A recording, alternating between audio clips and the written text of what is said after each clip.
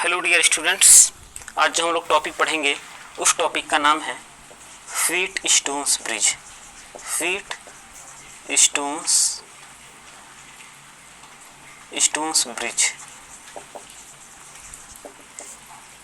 ये जो wheat stone नाम है एक ब्रिटिश साइंटिस्ट का नाम है। इन्होंने इसका डिस्कवरी 1843 में किया। कब? 1843 में। और व्हीट स्टोन ब्रिज का वर्क क्या होता है, इसके थ्रू हम अननोन रेजिस्टेंस फाइंड आउट करते हैं। क्या करते हैं? अननोन रेजिस्टेंस फाइंड करते हैं।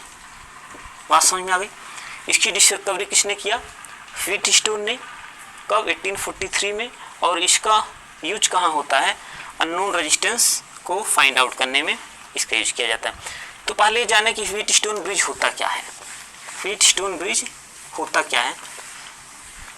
Wheat stone bridge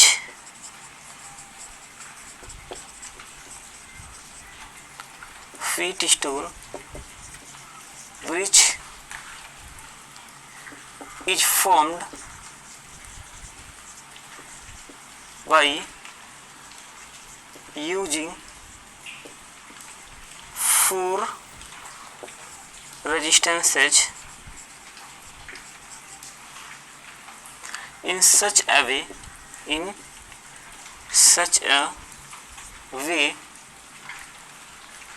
that they can form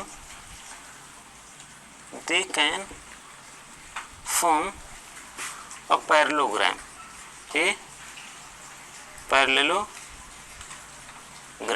क्या कहा गया कि व्हीट स्टोन ब्रिज ये फोर रेजिस्टेंस से मिलकर के बनाया जाता है और इस तरह से वो मिलाकर बनाया जाता है कि वह क्या फॉर्म करे? पैरेललोग्राम फॉर्म करे। बात समझ में आ गई? तो अगर हमारे पास चार अननोन रेजिस्टेंसेज हों, P, Q, R and S, ठीक, तो जो व्हीट स्टोन ब्रिज का डायग्राम है ये कुछ इस तरह से बनाया जाता है। ये फर्स्ट रेजिस्टेंस मान लिए, ये सेकेंड रेजिस्टेंस मान लिया, ये थर्ड रेजिस्टेंस मान लिया और ये फोर्थ रेजिस्टेंस। अच्छे से नहीं बन रहा है, इसी तरह बनाना है। 1 मिनट। क्या बनना चाहिए हमारे पास? पैरेललोग्राम बनना चाहिए कुछ इस तरह से।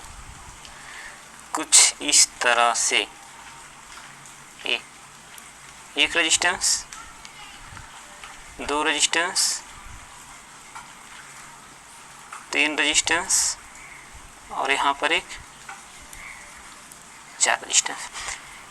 ये पी, क्यू, आर, एस, ये चार क्या है हमारे पास? रेजिस्टेंस। इनको इस तरह कंबाइन किया गया है कि क्या फॉर्म कर रहे हो? पैरेललोग्राम। देखिए क्या है पैरेललोग्राम, ये इसके पैरेलल है, ये इसके पैरेलल है, ये दोनों साइड। तो ये पैरेललोग्राम फॉर्म की और इनके साथ हम कनेक्ट करते हैं एक सोर्स, एक सेल, एक बैटरी, जो भी कहें, क्या करने के लिए? करंट की सप्लाई देने के लिए। और यहाँ पर एक हम लोग यूज करते हैं गैल्वेनोमीटर। क्या यूज करते हैं? Galvanometer.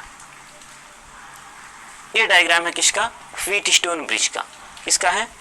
Wheat stone bridge. Wheatstone's bridge. Clear है? तो जैसे डिफिनीशन में क्या लिखा है? Wheatstone bridge formed by using 4 resistances. तो 4 रेजिस्टेंस हमने यूज किया, P, Q, R and S. ये क्या है? चारों रेजिस्टेंस है। इन सच वे कि क्या फॉर्म करें? एक पैरेललोग्राम। तो देखिए पैरेललोग्राम फॉर्म हो गया। तो एक इसका डायग्राम है व्हीट स्टोन। इसमें और क्या यूज करते हैं हम लोग? एक गैल्वेनोमीटर और एक सोर्स। करंट का डायरेक्शन क्या होगा? ये निगेटिव है, पॉजिटिव है, तो पॉजिटिव के डायरेक्शन में दैट मीन्स करंट का डायरेक्शन ये होगा आई, इस तरह से आई। क्लियर है? इसमें अब तक कोई कंफ्यूजन नहीं? ठीक है, चलो आगे देखते हैं। आगे क्या लिख सकते हैं? तो केवल बताइए 4 रेजिस्टेंस मिलकर बनाया जाता है। इन व्हीट स्टोन ब्रिज क्या क्या कनेक्ट है? Bridge, a galvanometer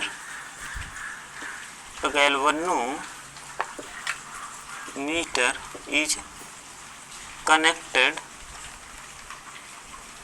at a diagonal of, यहाँ ये डायगोनल हो गए, of parallelogram and a battery is connected with another diagonal. Clear है?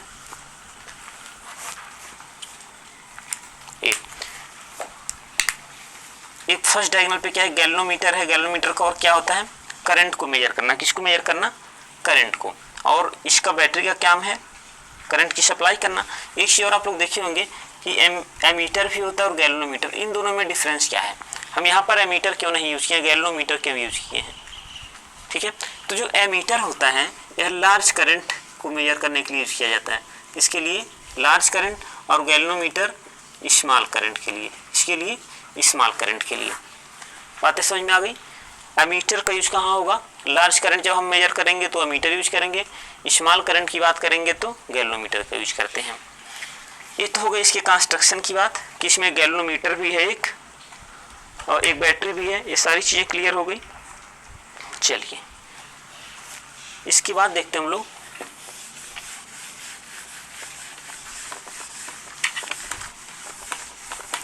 यहाँ से। देखिए हमने क्या बताया कि ये करंट फ्लो हो रहा है आई, ये करंट जो यहाँ आने के बाद 2 पार्ट में डिवाइड हो जा रही है। कितने पार्ट्स में, 2 पार्ट में डिवाइड हो रहा है। अब अगर I1 हो, कितना हो, I1 हो, इस पार्ट में I2, दैट मीन्स ये जो I करंट है यह 2 भागों में डिवाइड हो गई, I1 एंड I2। ऐसे लिख सकते हैं क्योंकि ये जो I1 करंट है यही I1 और I2 में डिवाइड हो गई, मतलब 2 पार्ट्स में, तो I = I1 + I2 लिख सकते हैं हम लोग। अब if there is no current, there is no any current flow in galvanometer, then it is said that Wheatstone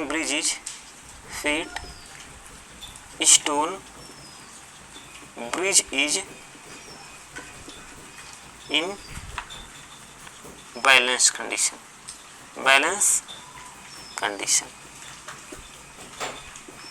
or bridge is balanced।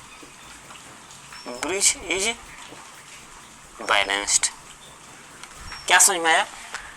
यहाँ से करंट तो सप्लाई हुई, तो करंट इधर से जा रहा तो इधर भी आ जाना चाहिए, या इधर से इधर भी जाना चाहिए, लेकिन ऐसा कंडीशन कि ये करंट यहाँ से जो फ्लो हो रहा है इधर चला जाए, ये करंट जो इधर फ्लो हो रहा है यहाँ चला जाए, फिर टोटल करंट यहाँ आ जाए।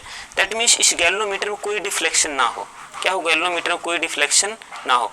कोई डिफ्लेक्शन नहीं, इसका मतलब इसमें कोई करंट फ्लो नहीं होगा, और जब करंट नहीं फ्लो होगा तो उसको हम कहेंगे बैलेंस कंडीशन। क्या कहेंगे कि ये व्हीटस्टोन ब्रिज क्या है, बैलेंस्ड है। That means whenever there is no current in galvanometer,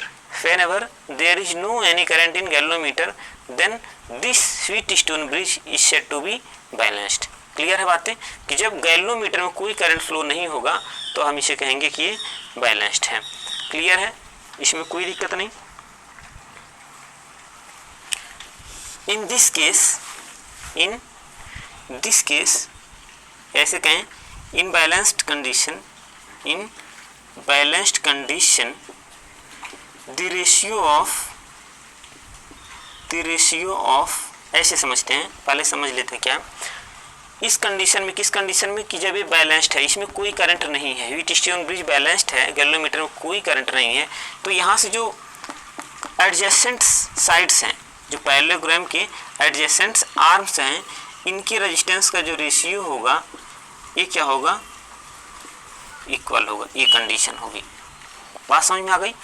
किसके, एडजेसेंट जो साइड है, मतलब P/Q = R/S। ऐसे कहें P upon R equals to Q upon S, क्योंकि ये दो एडजेसेंट हो सकते हैं, ये दो एडजेसेंट हो सकते हैं, इधर से ये दो एडजेसेंट हैं और यहाँ ये दो एडजेसेंट है। एडजेसेंट का मतलब कि एक दूसरे से लगे हुए, कनेक्टेड। तो जो एक दूसरे के एडजेसेंट आर्म्स के रेजिस्टेंस होंगे उनका रेशियो क्या होगा, इक्वल होगा। ये किस केस में होगा, ओनली इन बैलेंस्ड कंडीशन। तो क्या लिखा गया, in balanced condition the ratio of adjacent arms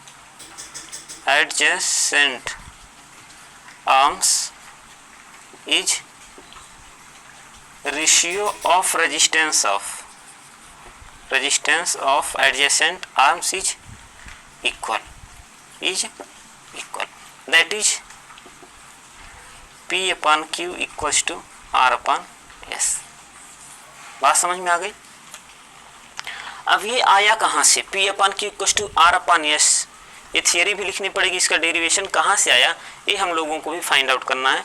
तो चलिए इसके लिए स्टार्ट करते हैं। बात समझ में आ गई। व्हीटस्टोन ब्रिज एक 4 रेजिस्टेंस का इस तरह का कॉम्बिनेशन है जिसमें क्या फॉर्म करते हुए, पैरेललोग्राम फॉर्म करते हैं, उनसे गैल्वेनोमीटर कनेक्ट होता है और एक बैटरी कनेक्ट होती है। जब गैल्वेनोमीटर में कोई करंट फ्लो नहीं होता तो हम कहते हैं बैलेंस है, कि ये व्हीटस्टोन ब्रिज क्या है, बैलेंस्ड है। और जो बैलेंस कंडीशन होता है P upon Q equals to R upon S, that means ratio of resistances of adjacent sides be equal.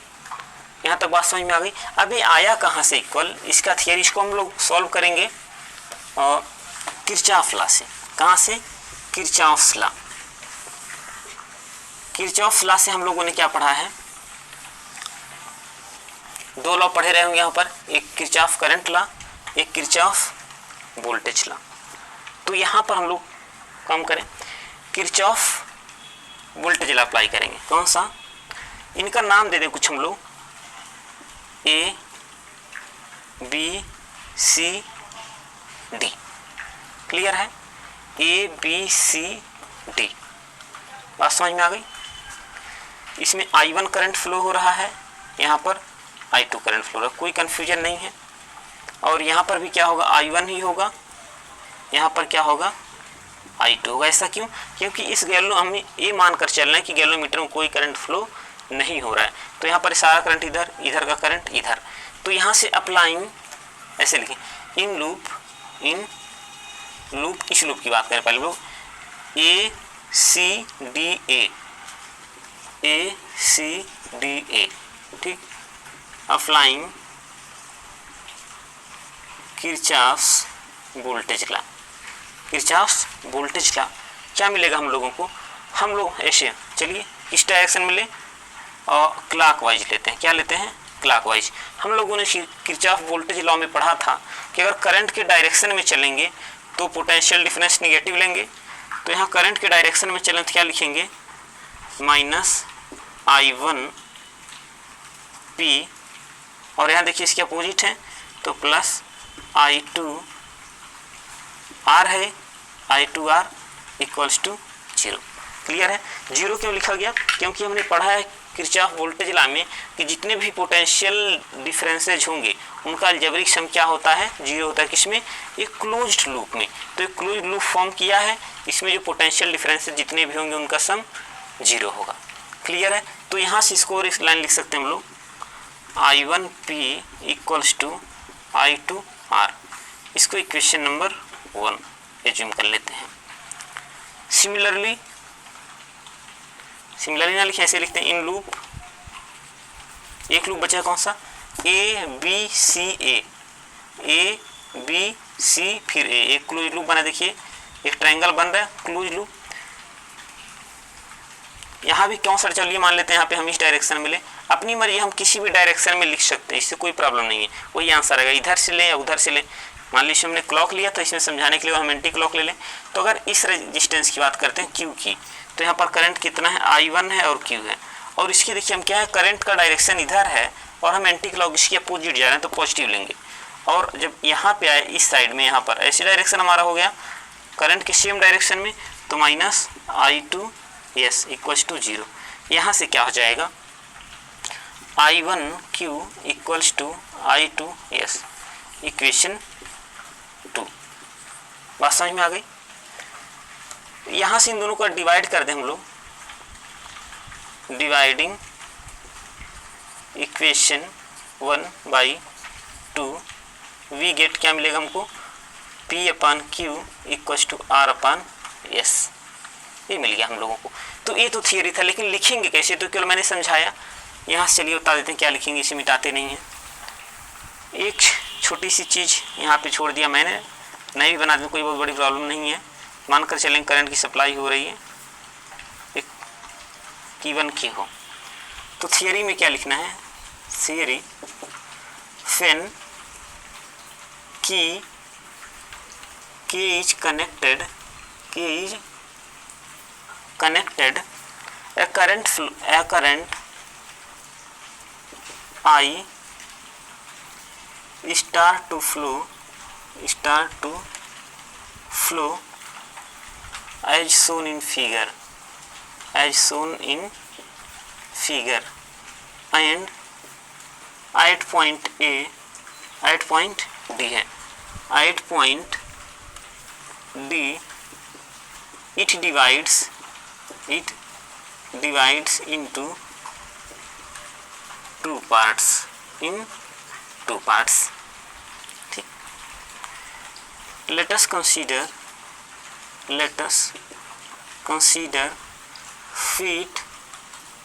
Wheatstone bridge is balanced,